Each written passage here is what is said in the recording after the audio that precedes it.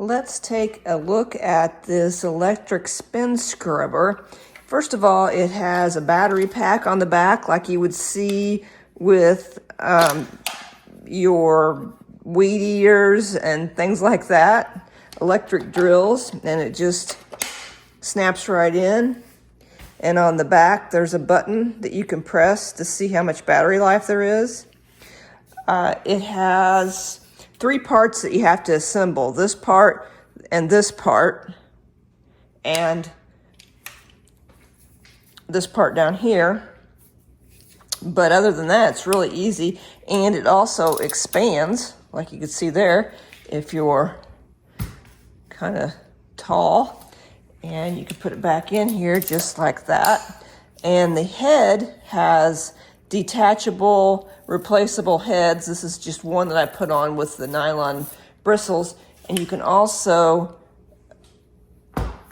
change the angle. You can make it straight. You could have it like that. Or you could have it 90 degree. This is kind of the best for me. Now, to use it, it has a power button right here that you hold for 3 seconds. And it turns on. And then it also shows you your low, medium, and maximum power. If you press it again, it's on low power. Press it again, mid power, and max power. And you can see that it's spinning. And then you can go through the different levels again just by pressing that button.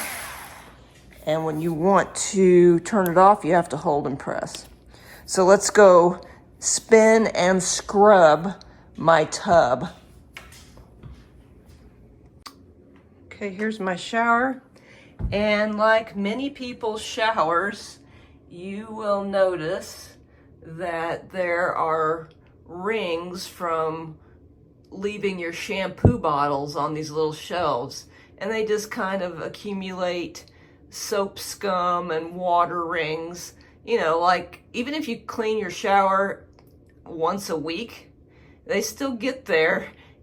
So let's use this scrubber and see if we can clean this off.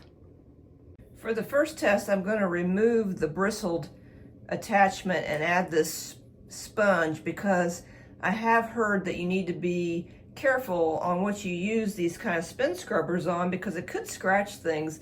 And apparently this type of shower insert, you don't want to use anything really abrasive. So I'm going to use a sponge, which is included with the scrubber. To change the heads, all you have to do is just pull it off like that. Then you just match up the ends and put it in place like that, and we're ready to go. And I'm going to use some of these scrubbing bubbles to help me clean the dirty sections.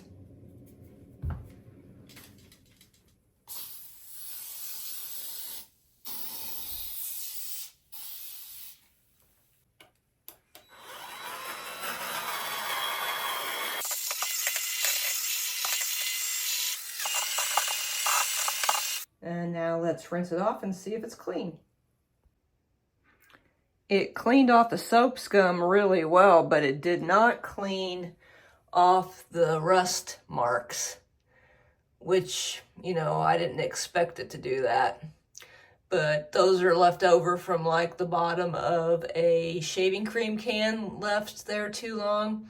I think I could get it off with some bleach, but I just wanted to let you know that this will not clean off rust marks very well unless you used like one of the really abrasive attachments, which I didn't want to do on the shower insert. But for just plain old soap scum, it does incredibly well.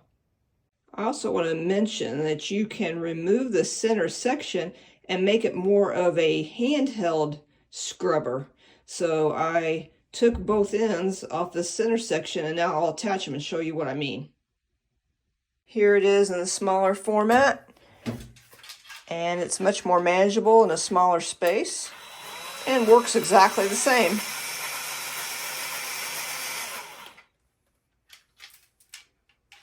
it's handy that you can make it either longer or shorter.